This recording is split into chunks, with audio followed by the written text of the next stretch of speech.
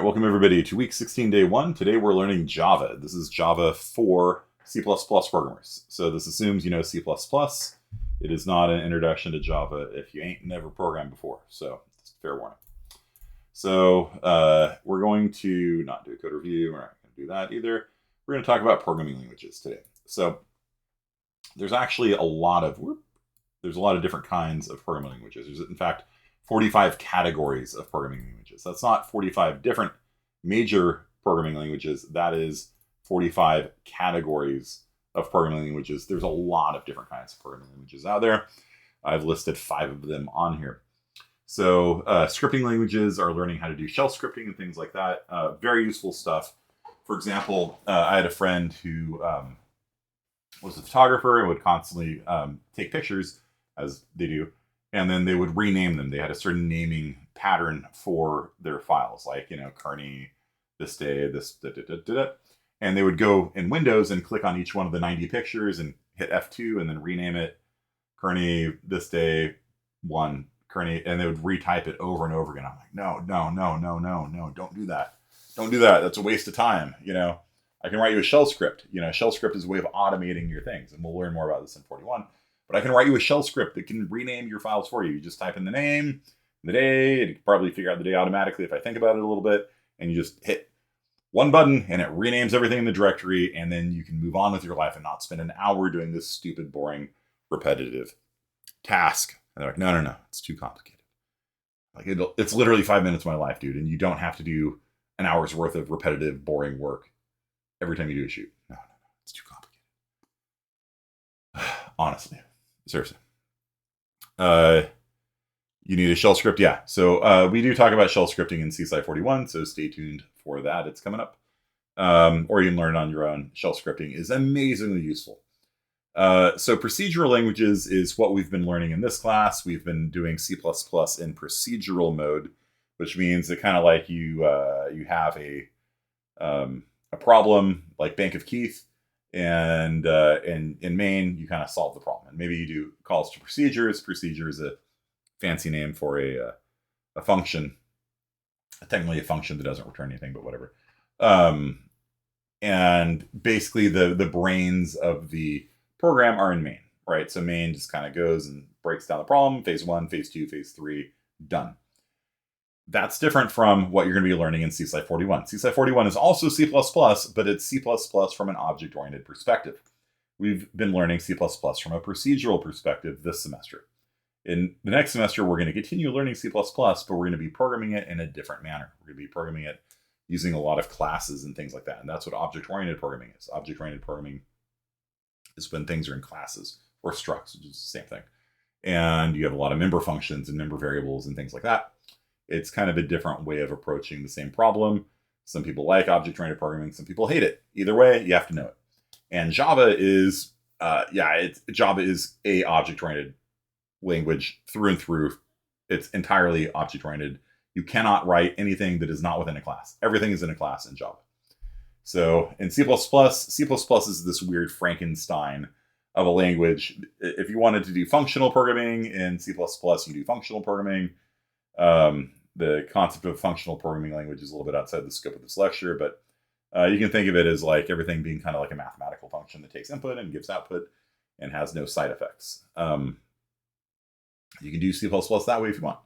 There's hashtag include functional. So C++ supports many different ways of writing C++. That's one of the reasons why it's considered a hard language to learn, because there's so many different ways you can kind of approach the same problem. And Java is just object-oriented. You cannot do procedural programming in Java. Everything is in a class. And then there are these things called reflexive languages. Reflexive languages, reflection is coming to C++ someday. I remember being at a conference in 2017, 5 years ago, and we were talking about adding reflection to C++. And still ain't in. And it's not going to be in for the new standard for C++ 23, I don't think. So someday, though, C++ will become a reflective language. What kinds of things can you do with a reflexive language? Well, for example, it would make my life easier when I'm writing an autograder. I could, for example, say, did the student write a function named this? And if it is, call it. And if not, cost them a point.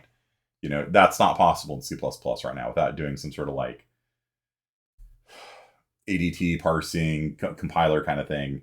Like in the language itself, you can't be like, hey, does this class have a certain method? You can try calling it and it just won't compile, but that's not especially useful. So C++ 2.8 doesn't have format. It has FMT. Or no, it has format. C++ 20 has format. It may not be implemented, but it's in the standard. Okay. So just like modules, modules and import are in C++ 20. They're just not in the compiler we have in C++ 20. Okay, so let's talk about Java. So Java is a programming language very similar to C++. And you might be like, wait, what? We're learning a new language? It's week 16. It's taken us 16 weeks to learn C++. How can we possibly learn Java in a day or two? And the answer is because Java was written at a time, the mid-90s, when C++ was the boss language. And it was also considered too hard to learn. So if you want to learn how to become a Java programmer and you're a C++ programmer, you already know 80% of it. That's the good news. The bad news is there's some differences. And so that's what the lecture is for today. But basically, you can think of Java as like what they thought was an improved version of C++. It's not exactly, but that was kind of their goal. Their goal was kind of to have a version of C++ that you could take to any machine in the world. And as long as that machine has Java installed on it, and Java is installed on over 1 billion devices around the world, then your program will run on it. And that's really nice. So this is kind of the picture of like how Java works. So you've got your source code. Instead of main.cc, it's going to be called like main.java or mycode.java or helloworld.java, something like that. .java is the name of the source code. And then you run it through a Java compiler called Java-C, and that generates a class file. It doesn't create a program. And that's kind of the main difference between Java and C++. C++ generates an executable. By default, it's named a.out, but it's an executable that you can run on your computer's operating system. Java does not do that. Java creates a class file. And the class file is interpreted by this thing called the JVM, the Java virtual machine. And so what that means is when you run your Java program, you don't run a.out. You run Java, and then you pass it the name of your program. And the Java virtual machine loads up, it loads your program, and then it runs it. So it looks kind of like this. So if I've got here hello world.java, so this is about as simple as a program gets, is hello world. There is a lot of boilerplate here. We'll go into this in a little bit. But basically, this is a very simple Java program. Everything's inside of a class. You see that? Everything's inside of a class, including main. Okay? And so the process to go through is you create your .java file. And the name of the class, by the way, hello world, has to be the name of the file. This is actually kind of limiting, but at the same time, it's really nice because you never have to guess what file a class is in. It's always in a file named that. So the name of the file and the class go together, hand in hand, and it's actually really nice for trying to find stuff, even though it is a bit limiting. Then if I want to compile it, I use Java-C, the Java compiler, and I just say Java-C hello world.java. It thinks for a second. And now we have a hello world.class, and you can see that we have now compiled the thing, but we can't run it. If I type a.out, it's not this. This is a .class file. And so this thing has to be loaded within the Java virtual machine. So you type Java hello world, and then the Java virtual machine loads it and interprets the bytecode from it, the compiled version of the Java code. And then you can see, oh, I must have switched it out. So instead of hello world, it's goodbye world. There we go. Sorry. Go through that process again. Compile it. Run it. Hello world. There you go. Okay. So Python also has an interpreter, and that's one of the reasons why Python and Java are slower than C++. That's really the big downside of those languages, is that kind of no matter what you do at Python, it's just not fast. And things like for loops in Python are just not fast. you can speed them up by like linking in C++ code, and that's how like PyTorch and NumPy and things like that work. They're actually written in C++ for speed, and then they're called from Python. And there's like some ways of gluing together different languages like that, which are really interesting. So Java, though, is slower than C++ because every time you do a command, the Java interpreter loads the command and says, oh, this is an if statement. And then it does an if statement. Oh, it wants us to print it to the screen, and it does that. Now, what's the benefit of this? The downside, obviously, is that it's slow. The benefit of this is that because everything is running inside of the Java virtual machine, the machine code is actually the assembly that actually gets run. But the Java virtual machine is here. The upside is that it's safe. So Java is safe and slow. Every time you do an array access and you use square brackets, the Java virtual machine verifies that it is actually within the boundaries of the array. C++ doesn't do that. C++, that's why the mascot is Keith, the rat with his leg blown off. C++ will hand you a shotgun and allow you to blow your own foot off with it. If you use square brackets, it's trusting that you have verified that the boundaries are correct and that you're not going beyond it. It does not check for speed reasons. Java checks every time. Java does not trust you. And if you go outside of the bounds and it throws an exception, if you don't catch the exception, it kills your program. We'll say out of bounds exception or something like that. Every time you have a pointer, they don't have pointers in Java, but everything's kind of a pointer, really. They just don't like using the asterisk. It looks scary to people. If you try accessing a null pointer, it'll throw a null pointer exception. Like there's the virtual machine has a huge safety feature to it that is nice, but it also slows everything down. Okay. Does the C in Java C stand for compile? Yes, it's the Java compiler, Java C. Right. So here is the hello world that I just showed to you. You can see the boilerplate looks a little bit different from C++, right? There's no hashtag include IO stream, no using namespace stood, int main, no. It looks a little different. Java instead has public static void main, string array args, and you will run out of breath if you try reading entire lines in Java in one breath. The cout statement, the cout equivalent, is called system.out.println, and that will print hello world on its own line. That's what the line here means. That's not a 1, that's an ln. And everything is within a class. And look at this, no semicolon needed here. You do not need a semicolon there in order for it to successfully compile. Public static void main string args. Yeah. It's verbose. So I always joke when I teach Java that the Java people have a kickback deal from keyboard manufacturers because you wear out your keyboard typing so much Java. Also, Java and JavaScript are unrelated to each other. They picked the name JavaScript to just kind of leech off of the popularity of Java. It has nothing to do with JavaScript whatsoever. A guy by the name of Brandon Ike wrote JavaScript over basically a week as just a hackish project at Mozilla. And there was no expectation that JavaScript would actually turn into the success story that it is today. If they had, they probably would have done a little better job with it. But Java and JavaScript are completely unrelated from a language perspective. So, yeah. So, basically, this is actually a great teachable moment. Okay, so the core language of Java and C++ are the same. You can do like for loops and if statements and functions. All of that stuff's the same, but the standard library is different. So the standard library would be something like cout. Cout's not part of the core language. In C++, it's part of the standard library that comes with every installation. The standard library in Java is different from the standard library in C++. And so if you want to become a Java programmer when you're a C++ programmer, the good news is most of your code will actually just work. Like I actually worked for a while porting C++ code to Java. And it was actually very easy. Like I could take old code. I didn't have any understanding of how it worked. And the only thing I would have to do is change like a cout double left arrow into this, And so you just have to kind of translate standard library calls from one to another. And most of that boils down to just Googling, like, how do I do a vector in Java? And it's like, it's called an array list. Like, okay, cool. Here's an example of how you add things and remove things from it. And they're very similar, just a little bit different.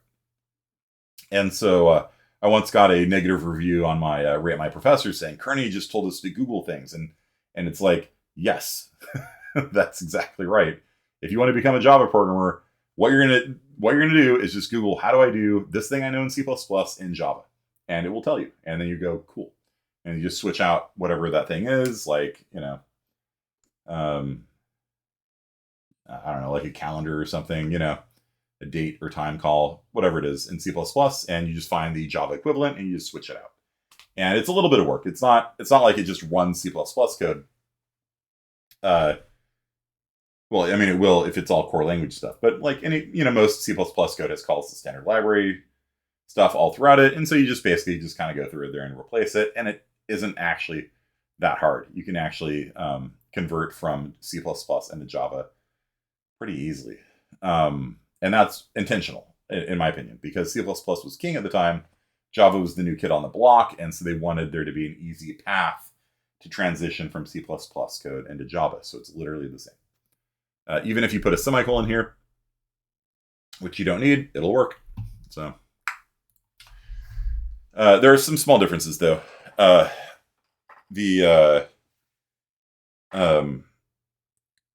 byte class is the equivalent of the char class in C++. So in C++, we use char for 8-bit integers, 8-bit signed integers that range from -128 to +127. In Java, that's called byte. The char class, which does exist in Java, is a 16-bit character, which is used to hold the letters or Unicode things. Other than that, it's basically the same. You got shorts, which are 16th, same as C++. Int are 32 bits, same as C++. Longs are the same as C++, 64 bits. There is no long, I don't think. They just use long for that. Floats are 32 bits, doubles are 64 bits, all the same. And bools are called Boolean, because it's named after a dude named Boole, and so it's got to be capitalized. Strings are capital S instead of lowercase s. Again, that's part of the standard library, right? Not. It was actually added to the standard library. Strings were added to the standard library of C++ after Java had strings in their standard library. So there's actually been quite a bit of back and forth between Java and C++ over the years, like range based for loops. I think were stolen from Java. So, you know, Java borrowed most of it from C++, but C++ has certainly borrowed a lot from Java as well. Yeah, other than the byte char thing, which honestly you're not even probably going to notice. What do programmers use before strings? Don't get me started on that. We used arrays of characters that had a null character at the end, and they were just absolute garbage to work with. Absolute 100% garbage to work with. Concatenating two strings together was just like this nightmare. Like if you're just printing it, whatever, if you want to get the length, okay, sure, you have to for loop over it to find the length.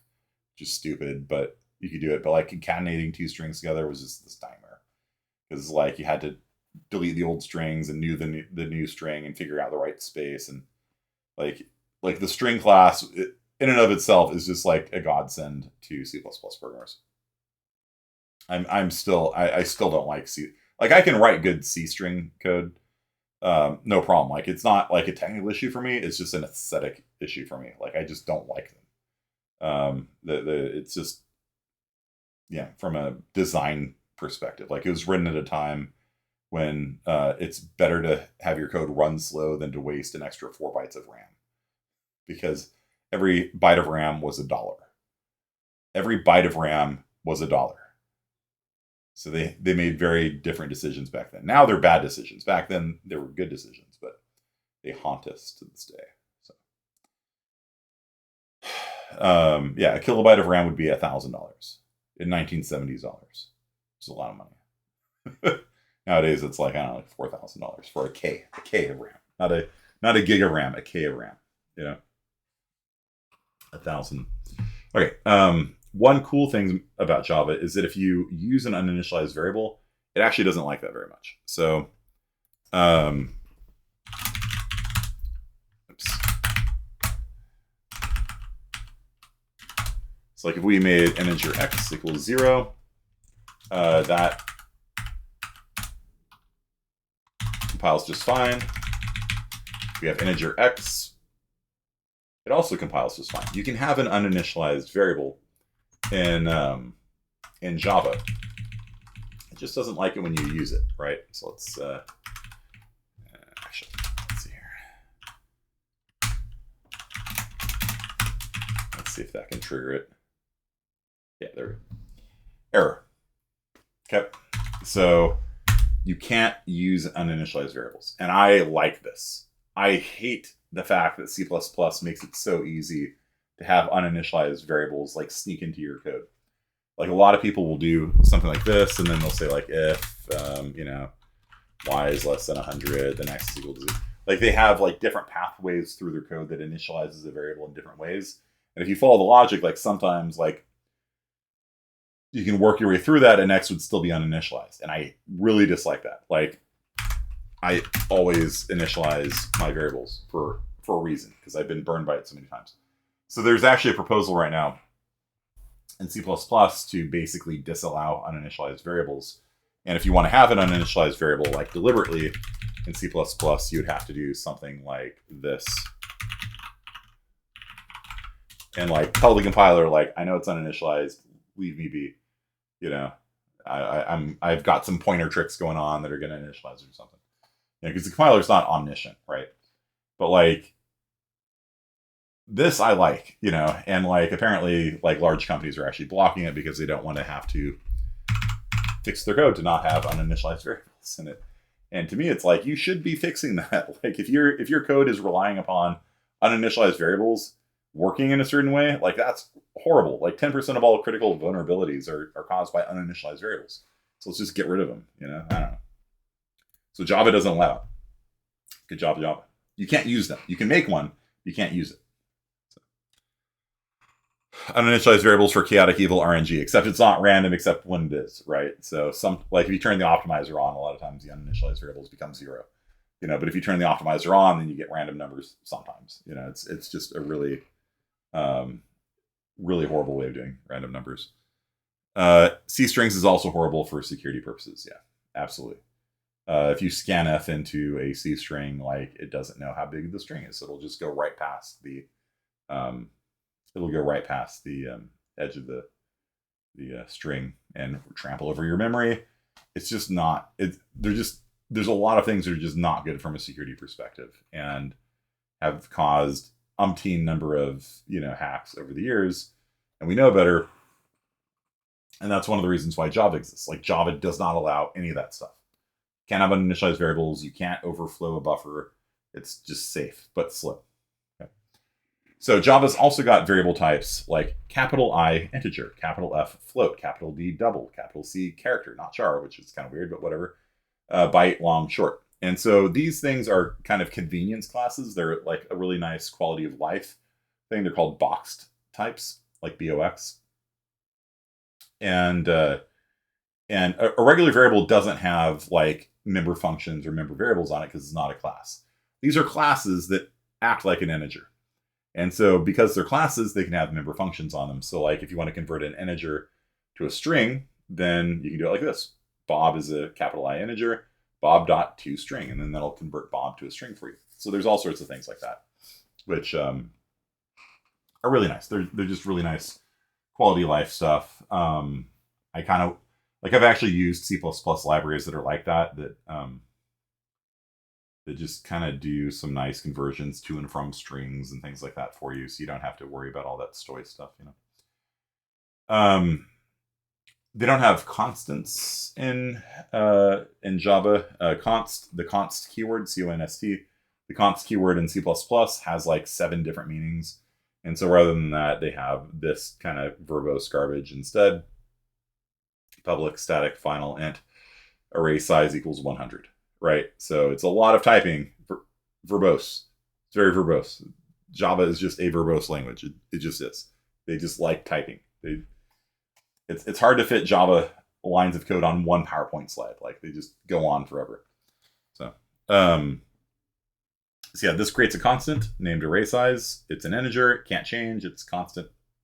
Final means it can't change, right? Static, it means that it's not associated with an object, but with the class itself. Public means anybody can access it. So this is a variable named array size that's always 100. Its value is 100 and it's always 100. It can't change. It's a final and it's an integer. So that's a small change. Okay, now we get to the main point. In Java, everything is nude. Okay, everything other than the primitives. So a primitive is like an int, a float, a double, a char, things like that. Those work just like in C++, but in Java, every other thing has to have new called on it. Now, this comes from a time when C++ had new and it had delete, and we had the rule of the Sith, right? For every apprentice, there must be a master. For every new, there must be a delete. And it was widely considered an unsolvable problem. That if you call new on something in C++, you can't guarantee that the delete will get called. And so Java fixed this by having new for everything and no delete. Only new, no delete. So everything in Java is nude. Everything except for primitives is nude. And you never delete anything. And it's a weird, like it's not that hard for C++ people coming into Java, because you're like, oh, okay, whatever, I just knew it and whatever. Java people going to C++ have a lot of trouble with this because they knew things and they forget to delete them, and then they leak memory all over the place. Going the other way is just a little bit weird that you knew things, because C++ took a different route, really, than Java did. Java said, we will have the system figure out when things are done. So like when you're not using something anymore, like the system will occasionally come in and sweep through memory and find all the places where you're not using that array anymore, and it will free it automatically. That's called the garbage collector. And Java is a garbage collected in GC, a garbage collected language. And so every so often, the garbage collector will come in and pause your game of Minecraft and run through and deallocate everything that's been deleted, but not deleted. They're just not accessible anymore. And then it unpauses your game, which is one of the reasons why Java is kind of garbage for gaming. That's why people use C++ instead of Java for gaming. So garbage collecting is nice, and basically it's based on the sort of accurate portrayal of programmers as being too stupid to pair a new and a delete with each other. Like it is a hard problem. However, C++ took a different route. And so, for example, on the Bank of Key, if you guys are calling news and deletes, you're just not doing so directly. You're using vectors, you're using maps, you're using sets. I don't know exactly which data structure you're using. But all of those things under the hood are calling new and they are calling delete. You're just not doing it yourself. And it works really nicely. It's honestly nicer than this, honestly.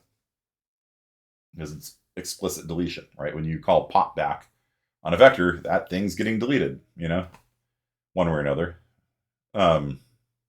It might not be immediate. You might have to pop a number of things and it will do a deallocate and a reallocate and stuff like that. But basically, the data structure handles all the memory. All the news, all the deletes, all that stuff is handled for you by the standard library, and you just don't have to worry about it. It's honestly a lot nicer than this. So it's a different evolutionary route. Like C++ was here, and Java's like, we can improve it by having news but no deletes. And C++ is we can just not have any news at all.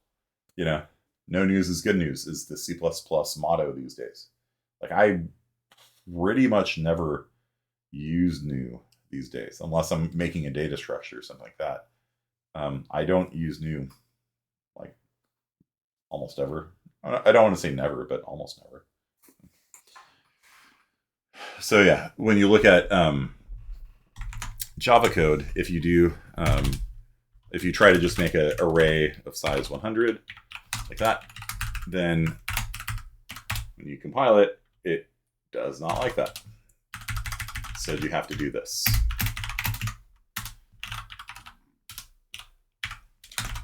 It's verbose.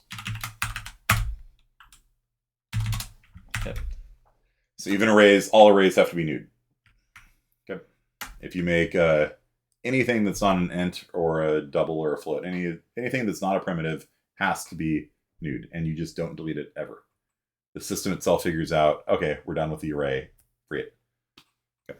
Minecraft uses Java. It can, except there's also like Bedrock or whatever that they like re-implemented it because Java kind of sucks for Minecraft. A lot of people hate Bedrock too. So. Okay. All right. So functions basically work the same way as C++. One of the really nice features about Java is that in C++, if you have main and you've got a function below main, you've got to forward declare it. So like main knows that that function exists. So like if you have a function called Bob and it's below main, you have to have int Bob, open close parentheses, semicolon above main. You have to forward declare it. It's kind of annoying. It's kind of actually really annoying because you change Bob and then you forget to change a forward declaration. It's like, oh, that doesn't, like, what? And so I typically just put all my functions above main because then I don't have to change it in two places whenever I change it. That's why main's usually at the bottom of my files, just because I kind of hate the bureaucracy and red tape of forward declaring things. In Java, you don't have to do that. In Java, everything, it'll just search through the whole file looking for the function. It's not a big deal. I like that. It's actually a nice little feature. Also, you know that rule, like how I pause my lectures every so often and I say, hey, should this be call by reference or call by value? And you guys are like, oh, call by reference. Like, cool. Should it be call by reference or call by const reference? Call by const reference, right? I have to do that because in C++, every time you pass something to a function, you have to choose. Is it call by value, which means it duplicates the thing being passed in? Or is it call by reference, which means it gives you the thing being passed in? The original, the OG variable comes with it. And the rule of thumb that I told you guys is actually enforced by the language in Java. So primitives get passed by value, everything else gets passed by reference. And that's actually just in the language itself. So you don't really have a choice in the matter. If you want to pass a vector by value, which will duplicate the vector, which we normally don't do, right? Because we duplicate an entire vector. But if you wanted to, like you wanted to make changes to it or something and not have it change back in main, in Java you would call .clone on it. So clone would duplicate the vector, and then you can pass the clone by reference. So yeah, so basically that rule of thumb that I told you guys earlier when we were talking about call by value, call by reference, things like that, it's actually enforced by Java. Java mandates that. And there's ways around it if you need to, but like with cloning things, if you want to pass it by value. But basically that's the rule, and they just make the rule of thumb the actual rule in the language. There's also no free functions. A free function is just like a function outside of main somewhere, just hovering up there in space, called Bob. You can call Bob. Doesn't exist. Everything in Java is inside of a class. Everything. So like even main, right? So main is inside of a class. If I make a new function up here called int Bob, and it returns 42, that is still inside of a class. It's not a free function, right? A free function is not in a class. In C++, it would look, like this, right? It's, but in Java, everything is inside of a class. But you guys can understand this code, right? Do you guys get this? Like if I were to call Bob, if I were to say like array 10 equals Bob, like do you guys know what array 10 is going to be set to? It's just C++, right? Like it's yeah, like you can read that, right? Like is that Java? Is it C++? Yeah, it's the same. Like I said, the core language is exactly the same. You're not going to learn anything new with like parentheses and things like that. There's no pointers, I guess. So you're never going to see like you're not going to see like that, right?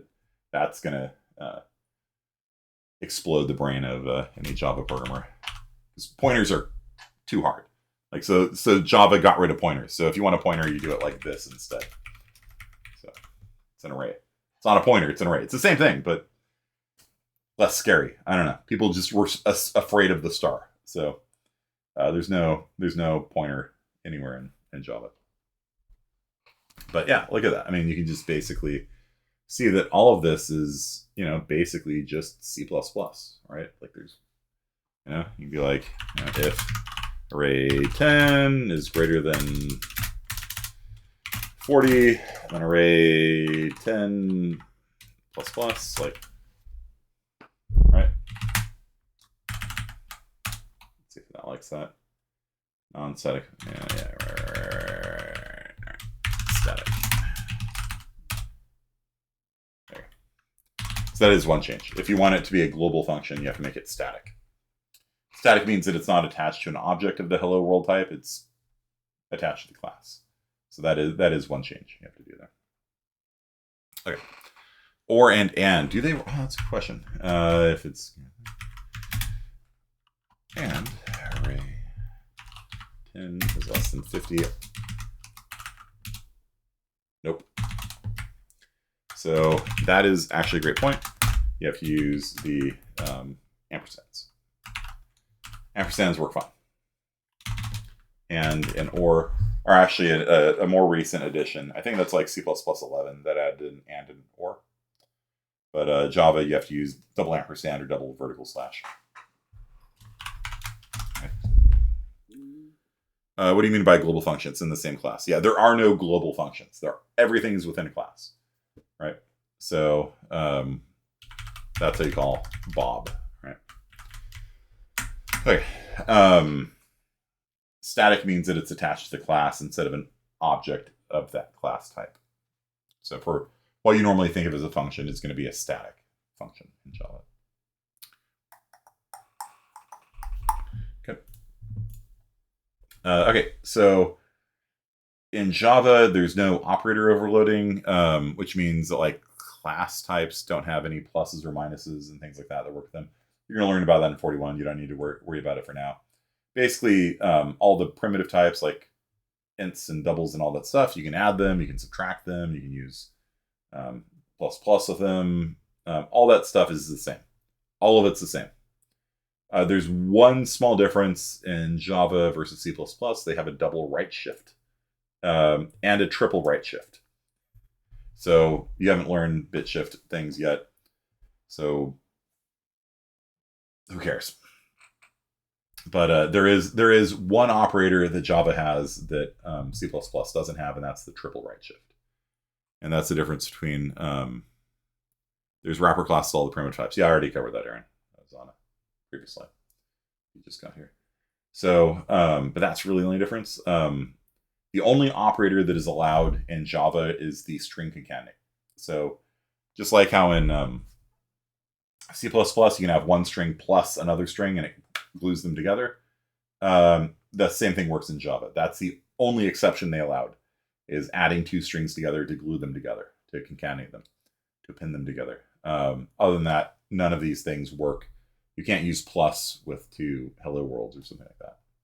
These only work on primitives otherwise. So order of operations is the same as C++. All statements end in semicolons, just like C++. Code blocks use curly braces, or not, just like C++. If statements are the same, if else is the same, switch statements are the same, while and do while is the same, for loops are the same, range use for loops are the same, break and continue is the same, return statements are the same. Yeah, like this code here could be Java, it could be C++. This code would probably compile just fine in either of them. So probably in Java, you would expect to see a static in front of it if it's going to work the way that we think it does. That basically, I mean, you guys, here, let's take a moment. Just tell me, like, do you understand what's happening here? Yes or no?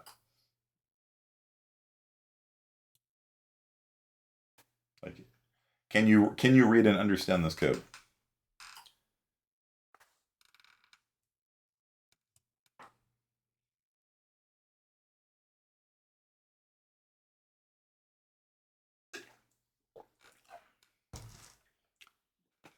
Everybody except Aaron, huh? Okay. Yes-ish. So it's adding up the numbers from 0 to 100, but it's not adding them up. It's adding up their square roots. So the first time through the loop, I is 0, square root of 0 is 0, so Kim gets added 0 to it. Next time through it adds the square root of 1. Next time through it adds the square root of 2. The next time through it adds the square root of 3, all the way up to adding the square root of 99. So this is the sum of all square roots from 0 to 99 added together, and then it returns it. And yeah, basically, is this Java? Is it C++? It's both. It's both. It's probably C++, just because this probably would have a static in front of it if it was Java. But I'm trying to make the point here that like you can't actually tell. Like, if I were to and just take out the call to Bob. See how it works. Like, you don't have to have the static there, but if you want it to work the way that you think it should work, then static makes it like a global function. This is valid C++. It's valid Java. Do you guys understand? Like, that's the beauty of this way of learning. You learn C++ first, and then you just have a lecture on Java, and you're like, okay, like I guess I know Java. You know, you just need to get familiar with like everything's inside of a class. That's a little weird. You know, to compile it, use javac. You know, like there's, yeah. I'm not saying you can't take, you know, a day or two to kind of learn it and practice it, but you already kind of know most of it. It's a standard library that's different. The core language is basically the same. No, we have not talked about object-oriented because we don't talk about object-oriented coding in 40. Basically, we do a little bit with classes, but the classes that we do are just to organize our data. Okay. So everything in Java is inside of a class. Everything's, and whenever you make a variable of a class type, that's called instantiation, which is just a big word meaning you're newing something. Anytime you make a new object in Java, you have to call it new, and so it's always new this, new that. Everything's always new in Java except for primitives. Ints don't need to be. Everything else has to be new. And then the garbage collector will come in and delete the things that you don't need anymore. Okay. Yeah. Do you remember in Java, in C++, there's this thing called like public or whatever? Do you guys remember that? In C++? Error. Illegal start. Doesn't work in Java. So, in Java, rather than having a public section like up top and then a private section down below, or vice versa, however you do it, in Java instead, every single function is marked as like private or public or protected. Okay, so instead of there being a section, you just have to repeat public int Bob, public int food, public, you know, whatever. So it's probably going to be a public static if we want it to work the way we think it is. And then we're going to have a public static and, you know, Sydney and things like that. So it's a slight difference, but it is a difference between the languages. So rather than a public colon, it's public for all the public things, then private for all the private things. And yeah, you just type a lot in Java. That's just Java. They just like typing. There is private, yeah. So public and private are still there. It's just instead of there being a section, you have to glue it onto every function just because it's Java. Yeah, don't need to worry about that. Yeah, there's public, private, protected, no modifier. No modifier is kind of like private, but there's it's like package level privacy, which doesn't mean anything to you guys right now, but basically it's kind of like private. Use dot operators to access member variables. There's no pointers in Java, only references. So everything though is kind of a pointer. It just, right, like this is a pointer. It just doesn't look like it. Like in C++, it, you know, you could write that. It's still a pointer. It just doesn't look like it. So. I just like Java. Less typing is better than more typing. Yeah. You can see it. Like, I worked as a professional Java programmer for years, and you're not seeing the real verbosity. You know, it's like you have not yet seen my final form. You know, like let's see, Java buffered reader.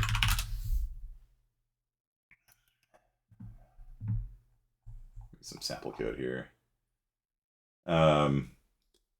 Yeah, so a lot of times, like, these two lines will be combined together into like one line, right? So instead of making a separate variable and then putting a variable here, like all this gets combined, and then you can wrap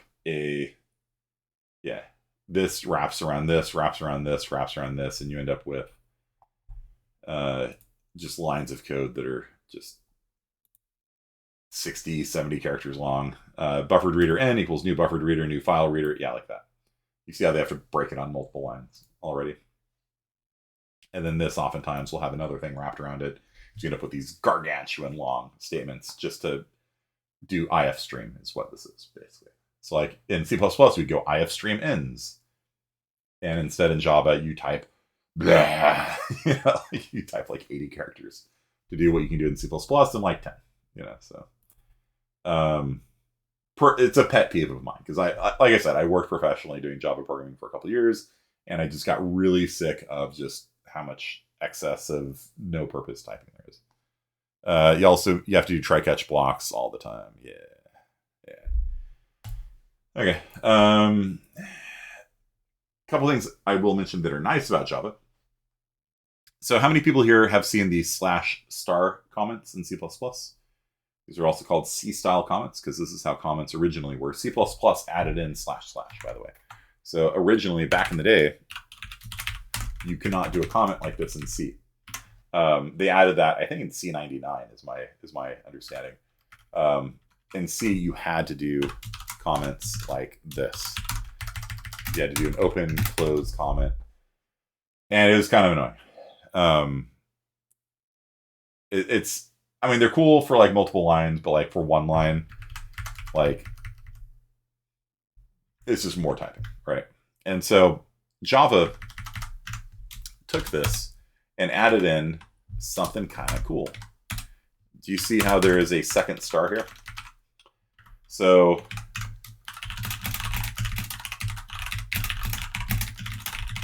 you see how it turned orange on me?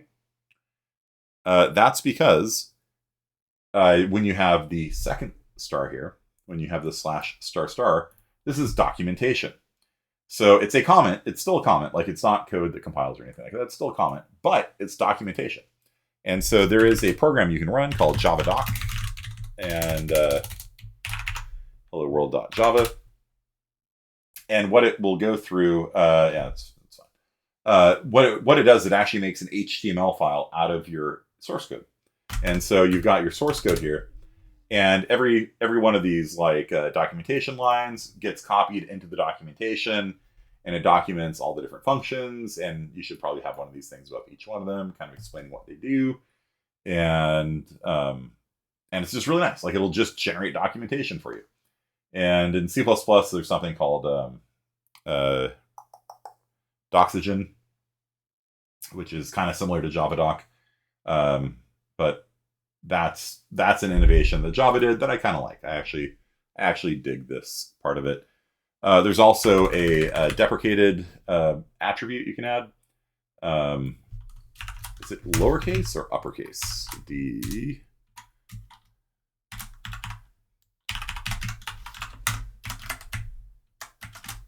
I think it's lowercase, isn't it? Let's try. Error cannot find symbol. Maybe it is uppercase D then. It is uppercase. Okay, what do I know? All right. So capital D. And so, see, nothing happened. But if I try using this function here, if I try saying like array 10 equals Sydney, if I try using a deprecated function, then no, it's supposed to give me a warning, right? And so when you deprecate something, then basically what you can do is you can pass a that's fine. You can pass a deprecation message to the person using your code. Say, hey, we don't use that function anymore. Use Bob instead. And so if you have an old function you can't delete because people will still use it, but it's really not good, and there's a better one that's faster or whatever, then you can put a deprecation message into your code base and deprecate it, and then people will switch over to the new one, and then maybe you can delete it in the future after you've deprecated it for a decade or so. Yep. So it's really nice. It's a really nice feature. C++ has been adding attributes like this to the language. In C++, they're done using square brackets, double square brackets. So if you use an attribute in C++, it's square bracket, no discard, close square bracket, close square bracket. And that means like you can't ignore the return value of the function, things like that. In Java, they're using the at character.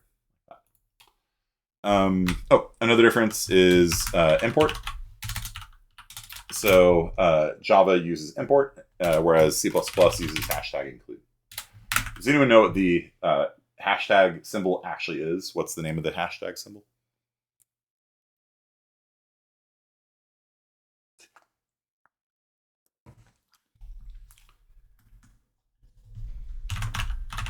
It is, in fact, the octothorpe with an E. That is the octothorpe character. So, octothorpe. There you go. The octothorpe. So it is octothorpe include, or pound include, or hashtag include in C++. In Java, it's called import. And C++ has import now because we steal things from Java just as much as Java steals from C++. And it's not implemented, though. So we got import in C++ 20. It's now been almost 3 years since C++ 20 came out, and it's still not done. So at some point, we will have the ability to import stuff the same way that Java can import stuff. So this is how you import stuff in Java. Import java.util.Gregorian calendar, and then you can make variables called Gregorian calendar, right? If you don't have the import, you can still do it. It's actually kind of interesting. C++, you just can't use the class you don't include. But the standard library is always included in Java. You just have to specify it in excruciating detail where it is. So the standard library is in a directory system. And so each one of these dots you see here is a different directory. So there's a Java directory. Inside of the Java directory, there's a util directory. Inside of the util directory, there's a class called Gregorian calendar. And so every file has a name equal to its class, and every dot, util, dot, whatever is a directory. And so this tells Java exactly where in the standard library you can find that class. And it's really nice. Like, it's just, that's where it is. And so you don't actually have to hashtag include anything, because if I wanted to use the calendar class without this import, I could. I would just say, let me take a deep breath. Java.util.Gregorian calendar, mycal equals new java.util.Gregorian calendar, open parentheses 1977, comma, java.util.calendar dot capital December, comma 27, close parentheses, semicolon, would be the line of code to do it. So, if you don't want to type all that, then you can import it. And so importing it just means you don't have to type out the whole long java.util.Gregorian calendar every time. You can just do this instead, save you some typing. Okay. The Java standard library is really nice. I actually would probably say it's better. I'd say it's better than the C++ standard library. I kind of hesitate to say that, but it's kind of true. For example, the C++ standard library doesn't have any ability to like open a connection to another computer on the internet. Seems kind of important, right? Seems like a common thing you want to do. Like, you know, this internet thing. I hear it's really taken off these days, the internet. Yeah, C++ has no concept of networking. C does, and so, you know, maybe that's a good excuse that you can open a socket using C, and technically not even C. It's more like a Unix C thing, and it's really ugly and outdated. But technically, you can use it on a Linux installation. But things like mouse support, Windows playing a sound, you know, like fairly common things that we do on computers, like, you know, pop up a window and, you know, ask somebody for their name. Can't do it in C++ standard library. Just doesn't exist. Just doesn't exist. And all of that is in Java. In Java, they actually have two different windowing libraries, one called AWT, one called Swing. And you can open up a dialogue as easy as, you know, Googling it. Right? That's, again, my advice to you as a C++ person learning Java. The standard library is what's different, right? And so if you want to know, like, okay, how do I do a vector in Java? You go to Google and you type in, how do I make a vector in Java? And it's going to tell you it's an array list, and here's some sample code.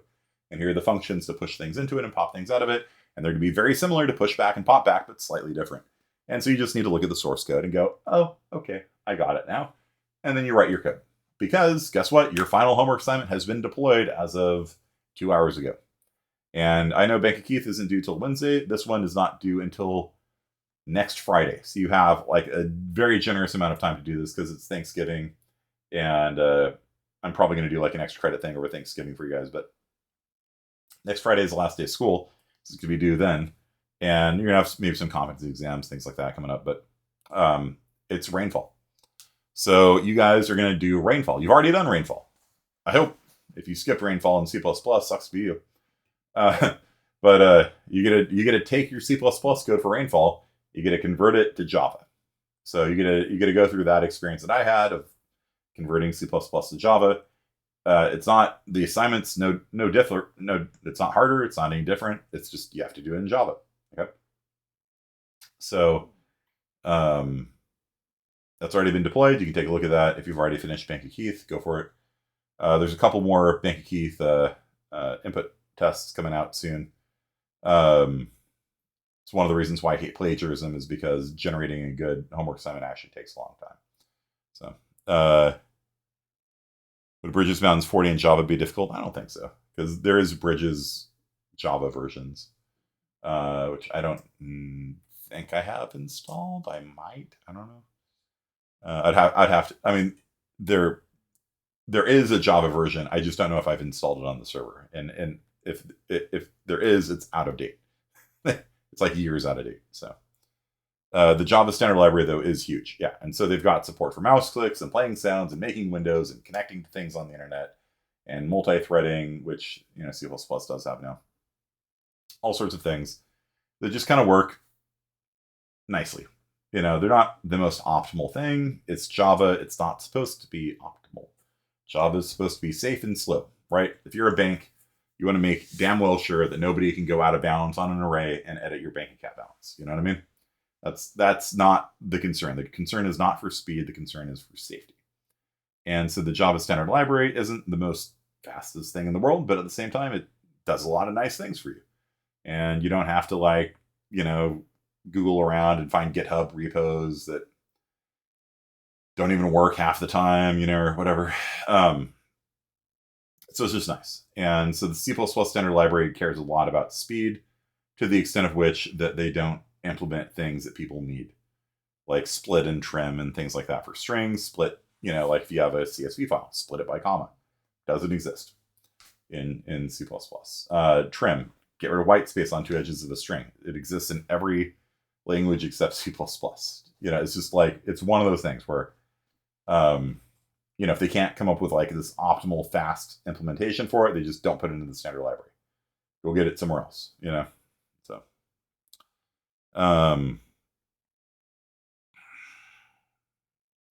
you want to do bridges? Okay, I mean, we could do bridges instead of rainfall if you want.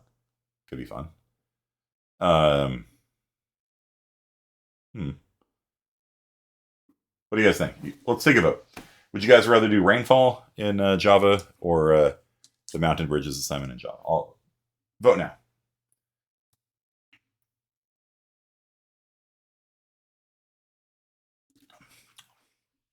And Mincarelli wants mountain. All right, looks like mountain's winning, huh? This vote is rigged. No, it looks like literally every person said rainfall. Okay. All right, fair enough. Okay, rainfall it is then. Yep. So, in general, yeah, it's an intermediate language. It's not a compiled language, so you have to run everything through Java, through the Java virtual machine.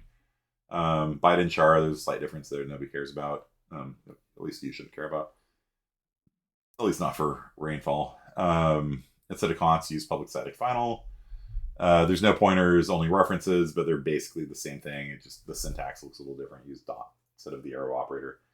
There's no operator overloading in Java. The only comparison is there's no you have to make a compare to function instead of operator less than. You'll learn more about this in 41. Don't worry about this for now. The only operator that's overloaded is the string concatenate, the string plus operator. Use import instead of include. Everything's inside of a class. Java doc's pretty cool. and the garbage collector is kind of garbage from a performance standpoint.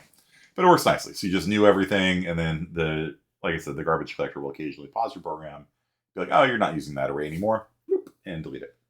And so C# is also a garbage collected language. There's a lot of GC languages, garbage collected languages. I think C++ and C are kind of the main non-garbage collected languages these days. And the trouble with garbage collection is that it's actually nice being able to deterministically delete things, right? Like, now I'm ready to delete it, go ahead and delete it now. Whereas when the garbage collector just sort of periodically just sort of invokes itself and frees up things, like that's why you get performance issues if you run Minecraft in Java mode. One of the reasons. Like I had issues with the garbage collector just deciding that my memory was all in use.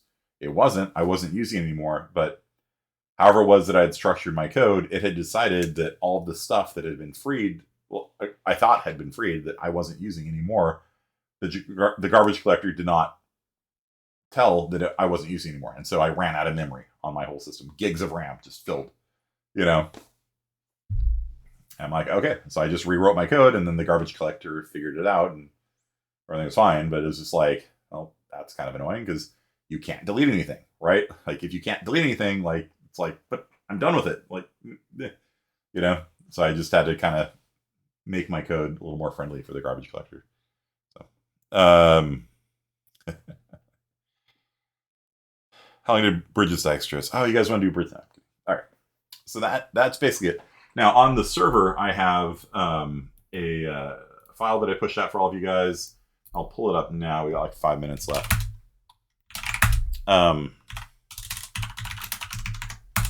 And so, let's see. There's a folder called Java Rainfall that has your homework assignment in it. But there's a folder called Java that has kind of a complete cheat sheet for C++ people in it. So here's how you do it in C++. Here's how you do it in Java. You remember how I said at the beginning of the semester, there's like 6 or 7 things that there is in computer science: variables, algebra, input and output, branches, if statements, things like that, loops, functions, classes, as an optional seventh. All of those things are here in this file here. So if you open up hello world.java, you can see, ooh, nice color scheme, Foss. You can see that I've put like C++ code. This is how you do #include in Java. This is how you do #include CMath in Java. I basically have gone through and put in C++ code and then equivalent Java code for everything. And I've broken it down by section. So you can see here is section 1, all the pillars of computer science, right? Classes, arrays, functions, vectors, all that kind of stuff. I guess I got a few minutes. I'll just kind of go through it so that if somebody's watching this at home and they don't have access to the server, they can see it too. So instead of cin, you have mouse support turned on. Interesting. So instead of cin, we use these things called scanners in Java, and they're kind of garbage. They're kind of verbose and garbagey, but I guess they work. Instead of cout, use system.out.println, like I've been showing you. Variables, ints, floats, doubles are all the same. There are big I, integer, big F, float versions of those things that are actually classes instead of primitives. Algebra is exactly the same. Branches are exactly the same. There is no and or. You have to use double ampersand, double vertical slash. Loops are the same. Ranges for loops are the same. While loops are the same. Do while loops are the same. They're all the same. It's all the same. It's easy to learn. Functions, there are no global functions. If you want a global function, you mark it as static, and then it behaves like a global function where you just call Bob or whatever. All the math functions we know from CMath are in Java Lang math. So sine, cosine, square root, pow, that kind of stuff. It's all in there. And so if you want to import it, you just do this. Okay. And then that pulls all those functions in. And you can just call them like this, like return square root. Works just like in C++ once you've done that import. Arrays, you have to new arrays. You can't say int array 100, you have to new it. Everything's newed in Java. But once it's newed, you just access it the same way. Array square bracket 10, whatever. If you want to do a vector, then you can do it like this. And so an array list is a Java version of vectors. There is actually a vector class, which has some subtle differences with array list. Nothing I think that would actually make any difference to you guys right now. But in general, I tend to use array lists, and it's a growable array. So it's an array that works like a list. You can add things to it using .add. It's the same thing as pushback. Like I said, for all these things, they're similar but different. So instead of vector.pushback5, you do vec.add5, whatever. Like, you guys are smart. You can handle this. Okay. .at10 is this now called .get10. So this vec.get10 is the same thing as vector.at10. There you go. Hope I'm not blowing any minds right now. Like, do you get? Am I being too facile here? Do you guys? I mean, this is not hard, right? Like, this is not like I'm not exploding your brains. Like, this is actually like pretty straightforward, right? What do you guys think? Like, are you capable of making this translation? You know, it's really not hard. It's really not hard. And so for Java rainfall, it's not a hard assignment. Bank of Keith is actually harder than your last assignment. Java rainfall is, you've already done rainfall. It's just a matter of you looking up these things. Like, all right, how do I do pushback? Oh, it's called .add. Okay, cool.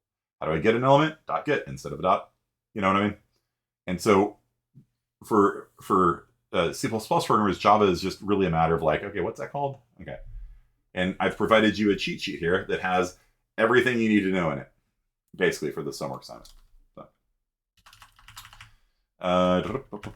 Yeah, you don't need a semicolon at the end of the class. I like that. So if you do put it, like if you do go to, this is the bottom of the class here, if you do put a semicolon there, it'll actually compile. So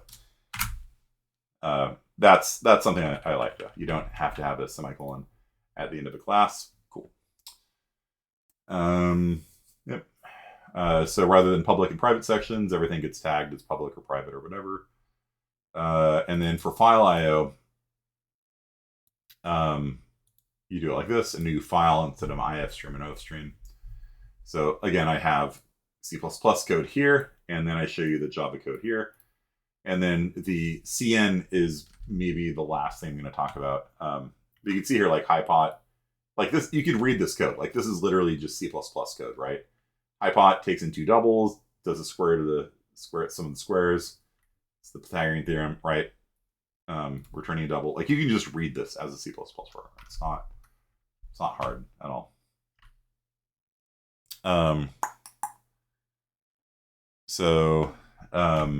Yeah, so scanner is the only thing that maybe I should talk about. So I'm creating a scanner called CN, which is just to amuse myself. And basically, we're going to use CN as a similar thing to CN. But it's different. So let me talk about it. So this is how you make it. New scanner system.in. System.in is the keyboard, like CN, right? Console in. Everything's new, though, right? So we're making a new scanner, and it's going to read from the keyboard. Cool. So how do we read an integer from the keyboard? cn.nextInt. That will give you an integer from the keyboard. You want to read a float from the keyboard, cn.nextFloat. And so you just call this over and over again, and it will just provide you the next, person types in 5. There you go. You guys understand? Like, that's about it. It's kind of similar to my read library, except my read library doesn't need you to specify an int or float. You can in my read library, but basically my read library, you just do something like this, right? Yeah, integer x equals read, right? So Java is just more verbose again, right? So my code is that long, Java is this long. So, and it's equivalent to doing this. So if you want to read an integer, you can do it in 2 lines using the C++ standard library. You do it in 1 short line using my read library, or you can use it on 1 longer line using the Java standard library. But my read library doesn't do this for Java, so you can't do that. Okay. That's about it. So the scanner is the only thing that I kind of feel is worth mentioning. You need that line to set it up, and then that's how you read from the keyboard. give me an int, give me an int, give me an int, give me a float, whatever. And that's how you do it. And then after that, just all the code's the same. If x is less than 0, print x is too small. You might notice there's print and there's print line.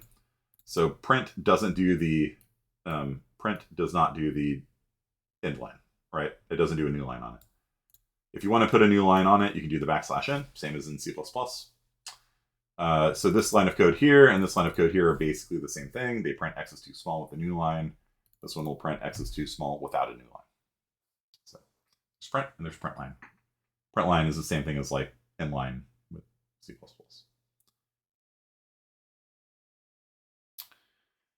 Okay, so it's basically it. That's Java.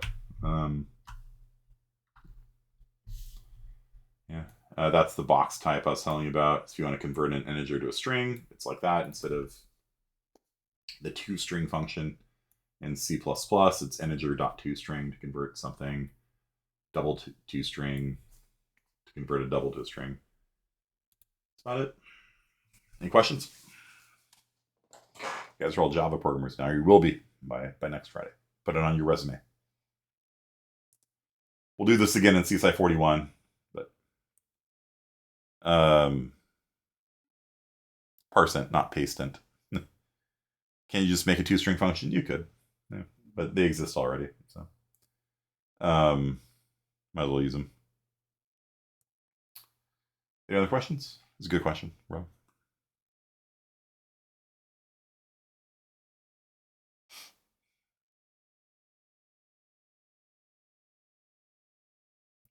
Yeah, integer.parseInt allows you to convert from a string to an integer. So use integer parseInt. It goes the other way. Instead of toString, use parseInt instead. You don't need that for this assignment. For this assignment, you're just going to do this. You're going to call it's rainfall. So you're going to read rainfall numbers over and over again. How do you manipulate Java's garbage collector? There are compile flags and there's runtime flags you can give to adjust the parameters of garbage collection. If you ever used Minecraft, you know that there's all sorts of like command line parameters you run to try and get it to run reasonably without it causing hitching and things like that in your gameplay. But you don't have to worry about it for rainfall. So rainfall is pretty easy and straightforward. Okay. That's about it. Interesting. Java rainfall. Let's see, 10, 20, 30. Top 5 days of rain. All right, you guys remember this? Same code. You're probably gonna have to figure out how to sort a vector in Java. I'm not gonna give that one to you. There is a sort function. You don't need to write it yourself. You're just gonna Google, again, how do I sort a vector in Java? How do I sort an array list in Java? It's gonna give you code. You're gonna use it.